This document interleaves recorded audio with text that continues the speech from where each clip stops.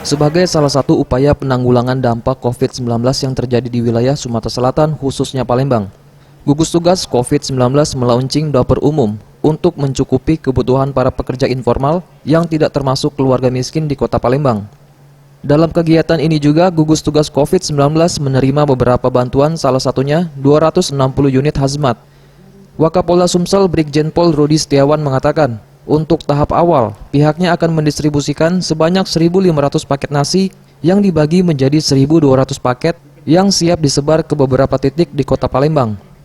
Kemudian 200 paket lagi akan disebar dengan menyisiri ke wilayah yang terdapat pekerja informal, sedangkan sisanya ada di posko gugus tugas. 1.500 ini dialokasikan, 1.200 kita akan sebar. Penerimanya adalah para pekerja informal yang tidak termasuk dalam keluarga miskin atau misbar, miskin baru. Sementara itu, Gubernur Sumatera Selatan Herman Deru mengungkapkan apresiasinya kepada para tim gugus tugas COVID-19 yang telah melakukan aksi kemanusiaan ini. Ini menjadi epicentrum. Orang menjadi tertarik untuk membuat juga, baik secara mandiri, pemerintah kabupaten kota, bahkan sampai tingkat desa.